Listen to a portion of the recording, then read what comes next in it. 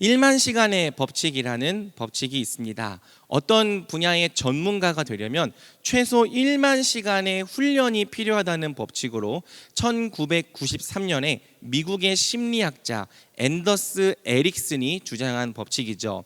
이때 1만 시간이라는 시간은 하루에 3시간씩 꾸준히 10년을 투자한 시간과 같기 때문에 1만 시간의 법칙은 10년의 법칙이라고도 불립니다. 1만 시간의 법칙은 우리에게 아웃라이어라는 책으로 잘 알려진 말콤 글래드웰의 인용을 통해 유명해졌습니다.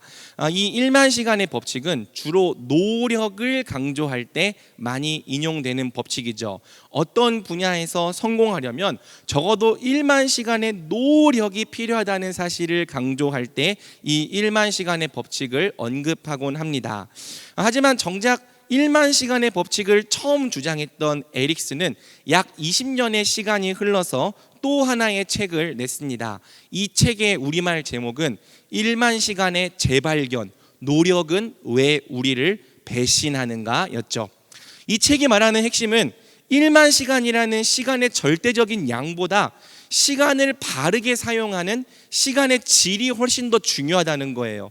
아무 고민과 전략 없이 그저 1만 시간만 다 채운다고 전문가가 될 수 없다는 거죠. 시간의 양도 물론 중요하지만 질이 훨씬 더 중요하다는 것입니다.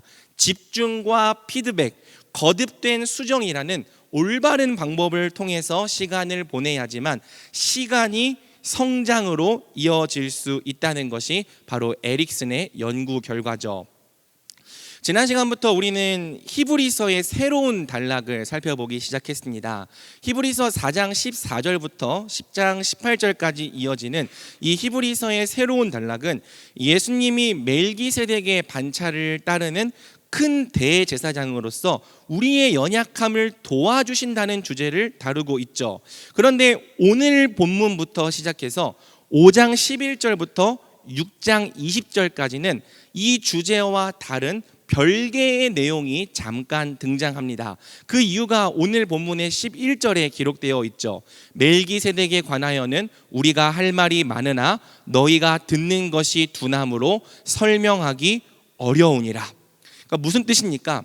지금 이 멜기세덱이라는 주제에 관해서 할 말이 많지만 지금 너희의 모습을 보니까 말을 더 잊지 못하겠다는 뜻입니다. 지금 너희의 그 모습과 그 태도를 보니 설명을 더 이어나가는 것이 의미가 없겠다는 생각이 든다는 거죠. 멜기세덱에 관하여, 예수님의 대제사장직에 관하여 설명할 내용들이 많습니다. 알아야 할 내용들이 많고요, 믿어야 될 내용들이 많아요. 실제로 그 내용이 히브리서 7장부터 10장까지 자세하게 다뤄지죠. 하지만 히브리서는 그 내용을 설명하기 전에 먼저 말씀을 대하는 수신자들의 태도부터 지적하는 거예요. 어떤 태도입니까? 11절 하반절이죠. 너희가 듣는 것이 둔함으로 설명하기 어려우니라. 말씀을 듣는 태도가 잘못되어 있는데 혼자 열심히 진리를 떠들어봐야 무슨 소용이 있겠습니까? 말 그대로 소귀의 경읽기가 되어버리는 거죠. 그래서 히브리서는요, 지금까지 해오던 설명을 잠깐 멈추고 말씀을 듣는 태도와 자세를 다루기 시작합니다. 쉽게 말해서 정신교육을 하는 거죠. 교사가 수업을 열심히 하는데 학생들이 별로 귀담아 듣지 않으니까요, 수업의 내용을 잠깐 멈추고 너네 태도가 그게 뭐야? 라고 말하면서 태도를 고치기 시작하는 부분이라는 거예요. 당시 믿음을 버리고 진리를 떠나갔던 유대 그리스도인들의 문제는요, 진리를 받는 태도에 있었습니다. 진리가 없었던 게 아닙니다. 오히려 진리는 늘 있었죠. 하지만 진리를 듣고 배우는 태도가 잘못되어 있었습니다. 태도가 잘못되니까 시간이 아무리 오래되어도 그들이 믿음 위에 제대로 서질 못했던 거죠. 여전히 신앙의 초보에 머물러 있었던 것입니다. 시간을 무작정 많이 보낸다고 믿음이 꼭 성장하는 것은 아닙니다.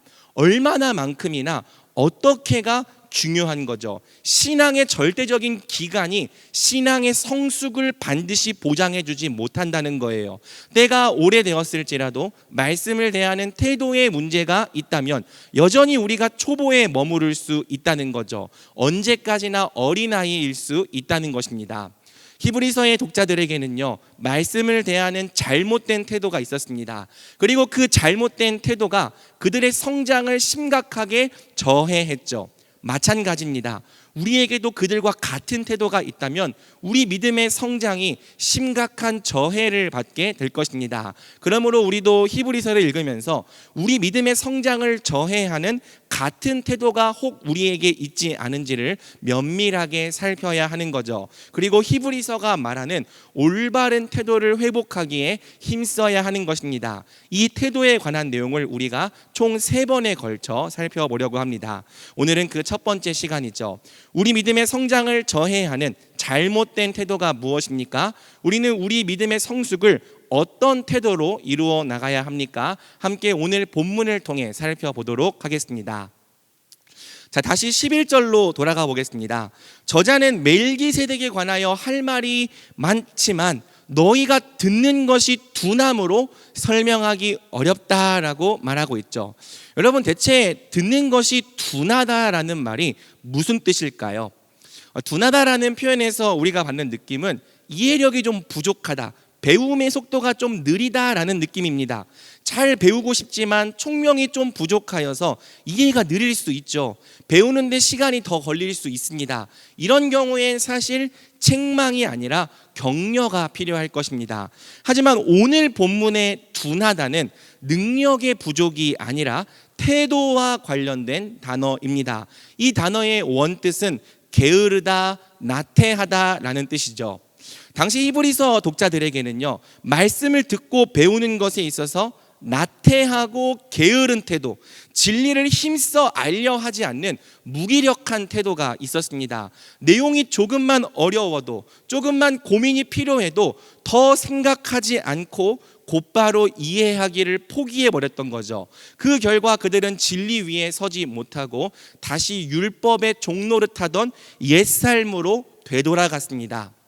사실 히브리서가 말하는 모든 진리는 일반인이 도무지 이해할 수 없을 만큼 어려운 진리나 전문적인 지식이 아닙니다. 물론 그렇다고 아주 쉽지는 않지만 시간을 갖고 충분히 상고한다면 누구나 이해할 수 있고 납득할 수 있는 진리였죠.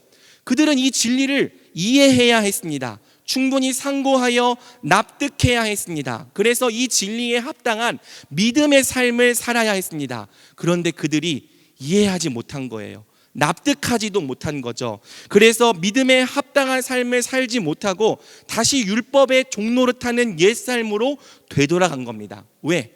이해할 능력이 부족해서가 아니었습니다. 바로 말씀을 듣는 태도, 진리를 대하는 그들의 나태하고 게으른 태도가 문제였다는 거죠. 능력이 부족한 경우에는 사실 방법이 얼마든지 있습니다. 좀 더 시간을 갖고 여러 번 반복하면서 천천히 이해해 나가면 말 그대로 시간만 좀 더 걸릴 뿐이지 얼마든지 같은 목적지에 도착할 수 있죠. 하지만 태도가 틀어진 경우에는 방법이 없습니다. 조금만 내용이 많아도 듣기를 포기해버리고, 조금만 어려워도 이해하려 하지 않는 태도, 조금만 납득이 되지 않아도 믿기를 포기해버리는 나태한 태도로는 시간이 아무리 많이 흘러도 나아지는 부분이 하나도 없을 수 있다는 거예요. 서론에서 말한 것처럼 시간의 양이 아무리 많을지라도 올바른 방법으로 시간을 보내지 않는다면 그 시간이 성장으로 이어지지 않을 수 있다는 거죠. 아니나 다를까 히브리서의 독자들에게는 다음과 같은 문제가 생겼습니다. 어떤 문제입니까? 우리 12절을 함께 읽어보겠습니다. 시작. 내가 오래되었으므로 너희가 다시 하나님의 말씀의 초보에 대하여 누구에게서 가르침을 받아야 할 처지이니 단단한 음식은 못 먹고 젖이나 먹어야 할 자가 되었도다. 독자들에게 생긴 문제, 때가 오래되었음에도 불구하고 조금도 성장하지 못했다는 거죠. 본문이 말하는 것처럼 때가 오래되었으므로 그들은 마땅히 선생이 되어야 했습니다. 여기서 말하는 선생은 어떤 직분을 말하는 게 아니고요, 자기가 믿고 고백하는 내용을 남들에게 설명할 수 있을 정도로 충분히 안다는 뜻입니다. 여러분, 원래 무언가를 분명히 안다는 것은요, 남들에게 설명할 수 있다는 뜻이에요. 분명히 알면 설명할 수도 있는 거죠. 반대로 설명하지 못한다는 것은 제대로 알지 못한다는 뜻입니다. 뭔가 아는 것 같은 느낌은 들지만 제대로 설명할 수가 없다면, 정리가 하나도 되어 있지 않다면 어떤 사실을 우리가 분명히 안다 말할 수가 없는 거죠. 오래 배웠습니다. 같은 내용을 수없이 반복해서 들었어요. 이제는 귀에 딱지가 앉을 지경이죠. 다 안다고 생각했고 저 내용은 지겹다고 생각했습니다. 그런데 놀라운 것은요, 막상 말해보라고 말하면 단 한 주제도 명확하게 설명할 수 있는 주제가 없는 거예요. 단 5분도 진리에 관해서 확신 있게 말할 수 있는 것이 없는 거죠. 그나마 안다고 생각했던 부분조차 이게 맞는지 잘 모르겠습니다. 그래서 그 진리를 정말 굳게 믿고 굳게 확신할 때 나오는 합당한 열매가 나타나질 않는 거죠. 그렇다면 사실상 모르는 거라는 거예요. 제대로 아는 것이 아니라는 거죠. 히브리서의 독자들이 그랬습니다. 때가 오래되었는데, 듣기는 정말 많이 들었는데 여전히 똑바로 고백할 수 있는 진리가 하나도 없어요. 뭘 물어보면 잘 모르겠다고 대답합니다. 기억이 잘 안 난다고 말합니다. 가장 기초적인 것도 이해하지 못할 뿐더러 안다고 생각하는 내용에조차 확신이 없습니다. 그래서 어떤 상태가 되었습니까? 다시 하나님의 말씀의 초보에 대하여 누구에게서 가르침을 받아야 할 처지이니, 때가 오래되었는데도요 여전히 초보예요. 아직도 말씀의 기초를 배워야 하는 단계입니다. 그 기초조차 제대로 이해하지 못해서 한 발자국도 나아가지 못하고 또다시 기초, 또다시 기초, 또다시 기초를 배우는 상태에 머물러 있는 거죠. 이처럼 때가 오래되었으나 선생이 되질 못하고 여전히 초보에 머물러 있는 것이 히브리서 독자들의 문제였죠. 그들은 때가 오래되었지만 장성한 자가 먹는 단단한 음식에는 입도 대보지 못하고요, 여전히 어린아이처럼 계속 젖만 먹어야 했습니다. 심지어 그 젖조차 제대로 소화하지를 못해서 결국 믿음으로 서질 못하고 떨어져 나갔죠. 도대체 왜 그들은 때가 오래되었음에도 불구하고 성장하지 못했습니까? 이유는 태도에 있었습니다. 너희가 듣는 것이 둔하다. 그러므로 사랑하는 성도 여러분, 만약 우리 믿음의 성장이 오랫동안 정체되어 있었다면 여러 가지 이유가 있을 수 있겠지만, 먼저는 말씀을 대하는 우리의 태도가 어떠했는지를 점검해 보면 좋겠습니다. 교회를 다닌 지 10년이 지나고 20년이 지나도 말씀을 모른다면 그것은 결코 정상적인 일이 아닙니다. 때가 오래되었음에도 불구하고 우리가 분명히 알고 확실히 고백하고 그 위에 서서 굳게 살아갈 수 있는 진리의 말씀이 없다면 우리는 진리를 대하는 우리의 태도가 그동안 어떠해 왔는지를 다시 점검해 봐야 하는 거죠. 앞서 말한 것처럼 우리가 어떤 분야를 딱 10년만 열심히 해도 그 분야에서 나름 전문가가 됩니다. 심지어 취미생활도 10년을 하면 꽤 높은 경지에 이르러요. 하지만 이상하게도 신앙생활은 시간이 성장으로 잘 이어지지 않습니다. 10년이 지나도 초보, 20년이 지나도 여전히 초보일 수 있다는 거죠. 물론 교회 생활에는 익숙해집니다. 교회 문화에도 잘 적응하죠. 언어 표현도 그럴싸해지고 행동 거지도 교회에 맞게 변화됩니다. 하지만 희한하게도 좀처럼 성장하지 않는 영역이 있는 거예요. 바로 진리를 분명히 알고 이해하는 영역, 이제는 그 진리를 바탕으로 생각하는 영역, 믿고 확신해서 이제는 이 진리를 나의 진리로 고백하고 이 진리에 합당한 삶을 살아가게 되는 영역이죠. 이 부분에 있어서만큼은 우리가 10년이 지나도 자신이 없고 20년이 지나도 자신이 없습니다. 내가 분명히 안다고 말할 수 있는 부분도, 남들에게 전할 수 있는 부분도 많지가 않죠. 내 영혼에 흔들리지 않는 견고한 닻이 되어서 나의 소망과 믿음을 굳게 잡아주는 말씀이 별로 없을 수 있는 거예요. 이제는 말씀을 통해 흔들리지 않을 법도 한데 여전히 우리의 신앙은 상황과 감정과 느낌에 따라서 이리저리 요동을 치죠. 이제는 말씀을 통해 하나님의 선하시고 온전하신 뜻을 분별할 수 있을 법도 한데 여전히 말씀의 기준이 없고 분별력이 없습니다. 이제는 세상의 간사한 거짓말에 속지 않을 법도 한데 여전히 가치관은 성경적이 되지 못했어요. 세상에 더 가깝죠. 진리로 말미암은 눈의 변화, 생각의 변화, 삶의 변화가 없을 수 있습니다. 도대체 왜?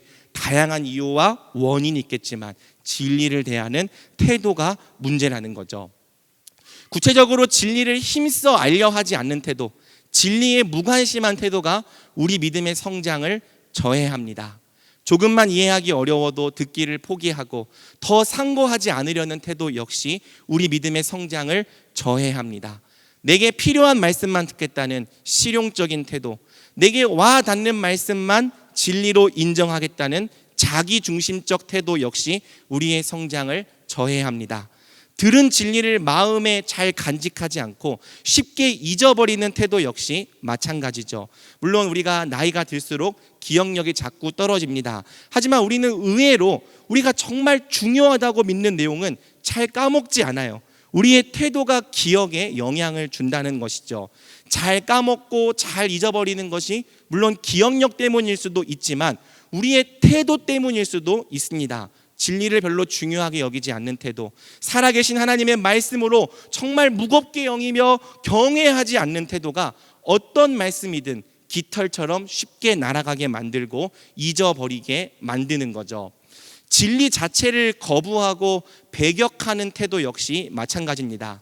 진리를 거부하고 배격하는 사람들이 있습니다. 그런 사람들은 흔히 지식이 곧 신앙이 아니라는 말을 자주 하곤 하죠.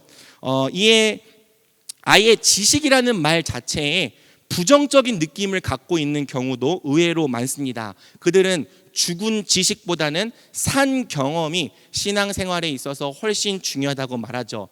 맞아요. 지식 자체는 신앙이 아닙니다. 그런데 지식이 없는 신앙도 성경이 말하는 올바른 신앙은 아니죠. 성경이 뭐라고 말합니까? 로마서 10장 2절에서 3절입니다. 내가 증언하노니 그들이 하나님께 열심히 있으나 올바른 지식을 따른 것이 아니니라. 하나님의 의를 모르고 자기 의를 세우려고 힘써 하나님의 의에 복종하지 아니하였느니라. 지식이 신앙인 것은 아니지만 지식이 없는 신앙, 지식을 멸시하는 신앙은 때때로 내가 하나님을 위한다라고 믿는 그 열심으로 정확하게 하나님의 뜻을 대적하기도 합니다. 경험 역시 중요하지만 진리에 기초하지 않은 경험은 온갖 주관적인 해석과 오해로 가득 찰 위험이 있는 거죠. 진리를 듣고 배우고 이해하는 게 신앙의 전부라고 말할 수는 없지만 분명히 우리 믿음의 성장에 있어서 진리가 결정적인 기초가 되는 것은 확실합니다. 그래서 이 부분에 문제가 생기면 우리 믿음의 성장이 정체될 수밖에 없는 거죠. 그러므로 사랑하는 여러분, 진리를 대하는 우리의 태도를 점검하고 만약 그 태도에 문제가 있다면 함께 고쳐나가기를 원합니다. 우리가요, 세상의 지식은요 아무리 어렵고 양이 많더라도 기를 쓰고 공부합니다. 안 외워지면 외워질 때까지 반복해서 암기하고요. 이해가 안 되면요, 이해가 될 때까지 여러 번 강의를 또 듣고 또 듣습니다. 아예 강사를 찾아가서 질문하기도 하죠. 왜? 그 지식이 지금 내 행복과 성공과 앞길에 꼭 필요한 지식이라고 믿으니까요. 우리가 세상의 지식도 이런 태도로 공부한다면 우리의 영혼을 결정짓는 하나님의 말씀은 더더욱 힘써 공부해야 하는 것 아닙니까? 하나님의 모든 말씀을 생명과 진리의 말씀으로 받고 경외하는 태도로 끈기 있게 알아가야 하는 것 아닙니까? 그래야 우리가 어느새 이것이 정말 하나님의 진리가 맞구나 깨닫고 납득하는 때가 오지 않겠습니까? 그 위에 확실히 서게 되는 때가 오지 않겠습니까? 모든 성경은 하나님의 감동으로 된 것으로 하나님께서 우리를 교훈하시고 책망하시고 바르게 하시고 의로 교육하기 위해 주신 진리입니다. 버릴 부분이 하나도 없어요. 우리가 모든 말씀을 경외하는 태도로 받고 날마다 상고하고 이해하기를 힘쓴다면 반드시 말씀이 우리를 성장하게 할 것입니다. 그것이 우리 주님의 약속이죠. 구원에 이르는 지혜를 얻게 하고요, 하나님의 사람으로 온전케 하며 모든 선한 일을 행할 능력을 갖추게 할 것입니다. 그러므로 우리 대전중앙교회가 하나님의 진리에 합당한 태도를 갖는 교회, 날마다 말씀을 더욱 힘써 알아가는 교회가 되기를 우리 주님의 이름으로 축복합니다. 다음으로 오늘 본문은 믿음의 수준에 따라서 각각 이해하고 소화할 수 있는 진리가 다르다고 말합니다. 장성한 자는 단단한 음식을 먹지만 어린아이는 하나님 말씀의 초보, 젖을 먹어야 한다는 것이 그것이죠. 그래서 여기서 우리에게 이런 질문이 생겨요. 대체 어떤 말씀이 어린아이를 위한 젖이고 어떤 말씀이 장성한 자를 위한 단단한 음식일까? 사실 이 부분에서는요, 학자들마다 조금씩 의견 차이가 있습니다. 특히 무엇이 단단한 음식인가에 대한 부분이 그렇죠. 하지만 의외로 무엇이 젖인가, 무엇이 하나님 말씀의 초보인가에 대해서는 학자들의 견해가 거의 다 일치합니다. 왜? 본문이 직접 설명해 주고 있기 때문이죠. 히브리서 6장 1절에서 2절이 하나님 말씀의 초보를 다음과 같이 설명해 줍니다. 우리 함께 읽어보겠습니다. 시작. 그러므로 우리가 죽은 행실을 회개함과 하나님께 대한 신앙과 세례들과 안수와 죽은 자의 부활과 영원한 심판에 관한 교훈의 털을 다시 닦지 말고 완전한 대로 나아갈지니라. 아멘. 본문은 하나님 말씀의 초보를 죽은 행실을 회개함과 하나님께 대한 신앙, 세례들, 안수, 죽은 자의 부활, 영원한 심판에 관한 교훈으로 정의하고 있습니다. 이 목록이 히브리서가 말하는 하나님 말씀의 초보, 기초들이죠. 사실 본문은 이러한 기초를 더 이상 닦지 말고 이제는 완전한 대로 나아가자는 문맥에서 목록을 제시하고 있습니다. 하지만 이 말씀이 기초를 닦을 필요가 없다는 뜻이 아니죠. 오히려 이제는 이러한 기초를 더 이상 닦을 필요가 없을 만큼 확실하고 분명하게 알아서 그 다음으로 완전한 대로 나아가자는 뜻입니다.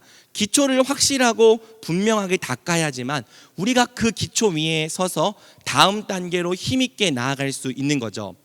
여러분, 여기서 우리가 주목해야 될 부분은 본문이 제시하고 있는 이 기초들의 수준입니다. 보통 우리가 생각하는 기초는 어떤 수준입니까? 말 그대로 신앙의 입문자들을 위한 수준, CCC의 사형리나 새가족 교육 시간 때 배우는 그 정도의 분량을 우리는 기초라고 생각합니다. 그런데 오늘 본문이 제시하는 이 기초들의 목록을 보면 기초의 수준이 우리의 생각보다 훨씬 높다는 것을 알 수 있습니다. 일단 본문이 제시하는 기초 중에서 행실과 관련된 부분은 죽은 행실을 회개함 하나뿐입니다. 행실과 관련해서는 뭔가를 더 하는 것보다 해오던 죽은 행실을 중단하는 것이 기초의 항목으로 들어갔죠. 여러분, 원래 어떤 분야를 배우든지 나쁜 습관을 버리는 게 더 먼저입니다. 노래를 배우더라도요, 멋진 것부터 하려 하기보다는 잘못된 발성, 잘못된 추임새, 잘못된 습관부터 먼저 버려야 합니다. 악기를 배워도 마찬가지고요, 운동을 배워도 마찬가지죠. 잘못된 것을 먼저 버려야 그 위에 올바른 것을 세울 수 있습니다. 잘못된 것을 버리지 않고 다른 것부터 먼저 하려 하면 아무것도 그 위에 세워지지 않죠. 신앙도 마찬가지라는 거예요. 우리 믿음을 정말 탄탄한 기초 위에 세우기 원한다면 뭘 더 하기에 앞서서 하지 말아야 할 일들부터 중단해야 하는 거죠. 그래야 우리 믿음이 자랄 수 있습니다. 죽은 행실을 회개하지 않으면 교회에서 아무리 많은 일들을 한다고 한들 우리 믿음이 자라갈 수 없는 거죠. 그래서 죽은 행실을 회개하는 것이 기초의 첫 항목으로 자리 잡았습니다. 우리 믿음은 항상 회개와 함께 시작되고 회개 위에 세워지는 거죠. 자, 그리고 나머지 기초들은요, 모두 행실이 아니라 디다케, 교훈들입니다. 이는 우리 믿음과 관련해서 우리가 믿어야 할 내용들에 해당하죠. 목록을 봅시다. 하나님께 대한 신앙, 이는 하나님과 관련해서 우리가 뭘 믿고 또 뭘 고백해야 할지, 뭘 알아야 할지에 대한 교훈들이죠. 세례들, 원문에는 세례들에 관한 교훈이라고 되어 있는데요, 이는 말 그대로 세례가 뭔지, 세례에 어떤 의미가 있는지에 대한 교훈들입니다. 안수는 아마 성령을 받는 것에 관한 교훈을 의미할 것입니다. 믿고 세례를 받고 성령을 받는 것, 모두 신앙의 시작과 관련된 디다케, 교훈들이죠. 다음으로는 죽은 자의 부활, 말 그대로 우리의 부활과 관련된 교훈들이고요. 영원한 심판, 최후 종말과 관련된 교훈들입니다. 이 내용들이 히브리서가 말하는 기초, 하나님 말씀의 초보인 거예요. 보통 우리가 기초라고 부르는 내용과 수준이 완전 다르죠. 앞서 말한 이 내용들을요, 모두 하나로 아우를 수 있는 딱 두 글자의 단어가 있습니다. 바로 교리라는 단어입니다. 하나님에 관하여, 세례와 성령과 우리 구원에 관하여, 죽은 자들의 부활과 영원한 심판에 관하여 성경이 가르치는 체계적인 교훈들을 우리는 통틀어서 교리라고 부르는 거죠. 히브리서가 말하는 믿음의 기초, 하나님 말씀의 초보란 결국 교리입니다. 우리가 무언가를 믿는다고 말할 때 그 믿음의 내용이 바로 교리인 거죠. 히브리서는 우리가 바로 이 교리라는 기초를 아주 분명하고 확실하게 닦아야 한다고 말하는 거예요. 이 교리라는 기초를 더 이상 또 닦을 필요가 없을 만큼 확실하게 닦아야지만 우리가 초보를 벗어나 장성한 자로 자라갈 수 있다는 거죠. 사랑하는 성도 여러분, 오늘날에는요, 교리가 정말 관심 있는 몇몇 사람만 찾는 내용들이 되어버렸지만 원래 우리 기독교는 항상 교리를 믿는 종교였습니다. 교리는 별다른 게 아니에요. 성경 전체를 체계적으로 잘 정리하고 요약한 가르침이 바로 교리죠. 그래서 교리를 공부한다는 것은 본질상 성경을 공부하는 것과 같습니다. 왜? 교리가 바로 성경 전체의 체계적인 요약이니까요. 성경이 왜 하나님 말씀인지, 성경이 어떻게 우리를 구원에 이르는 지혜가 있게 하는지, 성경론, 삼위 하나님은 어떤 분이신지, 그분의 존재와 성품이 무엇이고 그분이 우리를 위하여 어떤 계획을 세우셨으며 어떻게 일하고 계시는지, 신론, 사람이 어떤 존재인지, 사람이 죄인이 되었다는 것이 어떤 의미인지, 인간론, 예수님은 누구신지, 왜 예수님이 참 하나님과 참 사람이 되셔야만 했는지, 예수님께서 우리를 어떻게 죄와 비참의 상태에서 구원해 내시는지, 기독론, 성령님이 누구신지, 어떻게 2000년 전에 예수님이 행하신 그 구원이 오늘 우리의 구원이 되는지, 성령께서 우리 각 사람의 구원을 어떻게 가장 완벽하고 탁월하게 완성해 나가시는지, 구원론, 예수 그리스도의 몸된 교회가 무엇인지, 교회론, 장차 이 세상의 끝날에 어떤 일들이 있을지, 우리가 어떤 부활의 몸을 입을지, 종말론. 성도는 성경이 가르치는 이 교리를 철저히 자기의 현실로 믿고 현실로 받아들인 사람들입니다. 바꿔 말하면 교리를 자기의 세계관으로 받아들인 사람들이 바로 성도인 거죠. 신자라는 것은요, 믿는 자라는 사람들은요, 결국 성경이 가르치는 교리를 믿는 사람들입니다. 성경이 가르치는 대로의 삼위 하나님을 믿고 그분의 작정과 창조와 섭리의 목적을 내 인생의 목적으로 받아들인 사람들이 신자인 거예요. 내가 죄인이라는 의미를 알고 오직 예수님 한 분만을 나의 유일한 중보자와 구원자로 받아들인 사람들, 예수님이 우리를 부르신 교회 안에서 이제는 예수 그리스도의 몸과 지체로 살아가기를 결단한 사람들, 장차 하나님이 주실 영원한 하나님 나라와 영생, 부활의 상급을 믿고 이 땅의 부귀영화를 잠시 거절한 사람들, 더 나은 영광에 참여하기 위해서 이 땅에서 잠깐 예수님과 함께 고난받기를 선택한 사람들, 성경은 이 교리를 철저히 자기의 현실로 믿고 그 교리대로 살아가려 하는 사람들을 신자라고 부릅니다. 신자란 철저히 성경이 말하는 교리를 자기의 현실로 믿고 그 위에 서서 살아가는 사람들인 거죠. 교리가 없으면 우리 믿음의 내용은 공허해집니다. 열심은 있을지라도 막상 고백할 내용들이 없어집니다. 그래서 교리가 없으면요, 시간이 아무리 오래 지나도 결국 우리 믿음이 진리 위에 서지를 못하는 거예요. 히브리서의 독자들처럼 주구장창 오래 배워놓고도 결국에는 아무것도 이해하지 못해서 다시 율법 아래로 돌아간다는 이상한 선택을 하게 되는 거죠. 이해했으면 절대 그럴 수가 없어요. 그런데 이해를 못했으니까 다시 율법 아래로 돌아가는 겁니다. 교회 안에서 우리가 하는 모든 행동과 섬김, 사역들은 정말 귀한 것이지만 그 행동과 섬김과 사역이 우리의 믿음을 말해주는 것은 아닙니다. 믿음은 1차적으로 우리가 하는 행동보다 우리가 믿는 내용과 관련이 있습니다. 행동은 그 믿음에서 나오는 결과인 것이지 그 자체로 믿음이 아닙니다. 그와 유사한 행동이 얼마든지 믿음이 아닌 다른 동기로부터도 나올 수 있기 때문이죠. 그래서 우리 믿음이 정말 진짜인지를 살피려면 우리의 행동을 볼 뿐 아니라 무엇을 살펴야 됩니까? 우리가 믿는 믿음의 내용을 살펴야 하는 거예요. 지식은 있지만 행함이 없는 믿음이 가짜인 것처럼 행함은 있지만 믿음의 내용이 없는 믿음은 대체 그 정체가 무엇인지를 우리가 심각하게 고민해 봐야 하는 거죠. 우리가 정말 젖먹이를 벗어나 장성한 자로 자라가기 원한다면 우리는 우리 믿음의 교리라고 하는 기초를 튼튼하게 닦아야 합니다. 교리를 단지 한 번 듣는 것만으로 충분하지 않습니다. 교리를 또 들을 필요가 없다고 느껴질 만큼, 이제는 너무 확실하고 분명하게 알아서 선생이 될 만큼, 다른 사람들을 가르칠 수 있을 만큼 알아야 합니다. 또 교리가 단지 지식으로만 머물지 않고 우리의 감정과 우리의 의지에 자리 잡을 만큼, 너무나도 확실한 하나님의 진리가 우리의 인격과 생각과 사고에 영향을 주어서 세상을 보는 우리의 눈을 완전히 바꿔버릴 만큼, 즉 객관이 우리의 주관이 될 만큼 교리를 알아야 합니다. 참된 믿음은요, 하나님의 말씀이라는 분명한 지식에 철저히 동의되어서 지속적인 신뢰를 삶의 열매로 나타내는 믿음입니다. 이러한 믿음을 가지려면 우리는 우리 믿음을 반드시 하나님 말씀의 초보, 교리 위에 세워야 하는 거죠. 바라기는 우리 대전중앙교회가 이 교리의 터를 아주 분명하고 확실하게 닦아서 그 말씀 위에 굳게 서는 교회가 되기를 주님의 이름으로 축복합니다. 마지막으로 장성한 자가 먹는 단단한 음식이 무엇인지를 살펴보고 말씀 마치겠습니다. 단단한 음식은 그 단단하다는 표현 때문에 되게 어렵고 딱딱한 말씀을 의미할 거라고 생각합니다. 초보가 쉬운 내용이라면 단단한 음식은 어려운 내용일 거라고 생각하는 거죠. 이런 이유 때문에 학자들은 대개 히브리서 7장에서 10장에 등장하는 멜기세덱과 대제사장직에 관한 내용이 단단한 음식이라고 해석합니다.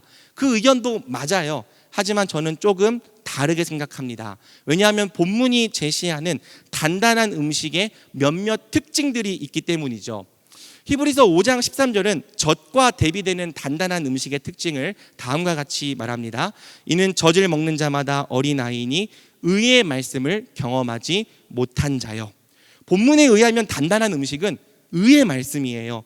물론 이 말씀에 대한 해석도 다양하지만 쉽게는 의롭게 살게 하는 말씀, 의롭게 살도록 지도하는 말씀이라고 이해할 수 있겠죠. 그러니까 의의 말씀은 우리를 하나님의 뜻대로 의롭게 살게 하는 말씀입니다. 그래서 그 말씀을 경험할 수 있다는 특징이 있죠. 말씀대로 살아보면서 이것이 본래 하나님이 의도하신 의로운 삶임을 경험해 볼 수 있는 거고요. 그 삶에서 파생되는 유익을 체험해 볼 수 있는 겁니다. 아, 말씀대로 사는 삶이 정말 옳은 삶이구나. 이게 진짜 의의 말씀이었구나. 이처럼 단단한 음식은 의롭게 사는 삶과 관련이 있습니다. 또 히브리서 5장 14절은 단단한 음식의 특징을 다음과 같이 말하고 있어요. 단단한 음식은 장성한 자의 것이니 그들은 지각을 사용함으로 연단을 받아 선악을 분별하는 자들이니라. 본문이 말하는 장성한 자란 지각을 사용해서 연단을 받아 선악을 분별하는 자들입니다. 따라서 단단한 음식은 지각을 사용해서 선악을 분별하는 자들이 먹는 음식인 거죠. 여러분, 만약 단단한 음식이 그저 어려운 말씀이었다면 그냥 이해만 잘하면 될 거예요. 굳이 선악을 분별할 필요가 없었을 것입니다. 그런데 본문이 말하는 단단한 음식은 선악의 분별을 필요로 합니다. 뭐가 옳은 것인지, 뭐가 그른 것인지를 분별할 수 있어야지만 받을 수 있고 따를 수 있습니다. 이는 단단한 음식이 단지 내용이 어려운 말씀이 아니라 선악을 잘 분별하여 의를 행하는 것과 관련된 말씀임을 의미하는 거죠. 그러니까 정리하면 단단한 말씀은요, 의를 행하는 순종과 관련된 말씀이에요. 단단한 말씀은 내용이 어려워서 단단한 게 아니고요, 믿음이 없으면 절대 그렇게 살 수 없기 때문에, 또 믿음이 없으면 절대 그렇게 살지 않을 거기 때문에 단단한 말씀입니다. 하지만 말씀의 기초가 분명하다면, 그 믿음이 확실한 교리 위에 서 있다면 충분히 그 말씀을 근거로 그러한 삶을 선택할 수 있기 때문에 또 살아낼 수 있는 말씀이기도 한 거죠. 이러한 이유로 저는요, 이 단단한 음식이 히브리서 7장에서 10장이 아니라고 생각해요. 이 히브리서 7장에서 10장에 있는 이 멜기세덱과 예수님의 대제사장직에 관한 내용은 오히려 하나님 말씀의 초보에 해당하는 내용이라고 생각합니다. 왜? 그 내용은 교리이기 때문이죠. 그러니까 이제는 이해하고도 남았을 하나님 말씀의 초보를 또 설명하려니까 히브리서 기자가 답답했던 거예요. 그리고 단단한 음식은 오히려 히브리서 10장 19절부터 마지막 13장까지 등장하는 실천과 순종에 관한 말씀이라고 생각합니다. 말씀의 기초가 세워졌기 때문에, 교리의 털을 확실히 닦았기 때문에 이제는 그 위에 서서 선택할 수 있는 의로운 삶이 바로 장성한 자가 먹는 단단한 음식인 거죠. 본문의 예를 들면 모든 사람과 더불어 화평함과 거룩함을 따르고 형제를 사랑하고 손님 대접하기를 힘쓰는 삶, 결혼을 귀히 여기고 있는 바를 족하게 여기는 삶, 모이기를 패하지 않고 그날이 가까움을 볼수록 더욱 권하여서 함께 하기를 힘쓰는 삶, 무엇보다 예수님과 함께 고난받기를 두려워하지 않고 영문 밖에서 죽으신 예수님을 따라 우리도 그분의 치욕을 함께 짊어지고 담대하게 영문 밖으로 나아가 고난받는 삶, 이 의로운 삶의 명령들이, 예수 그리스도와 함께 고난받으라는 명령들이 장성한 자들을 위한 단단한 음식이고 의의 말씀이라 믿습니다. 장성한 자는요, 결국 참된 말씀 위에 서서 그 말씀대로 살아가는 사람입니다. 지각을 사용하여 선악을 분별하는 가운데 하나님의 선하시고 기뻐하시고 온전하신 뜻을 행하는 사람입니다. 우리가 믿는 그 진리에 합당한 삶을 실제로 삶 속에서 구현하고 실천해내는 사람입니다. 우리가 힘써 하나님의 말씀대로 살지 못하는 이유는 대개는 굳게 믿고 굳게 서지 못했기 때문입니다.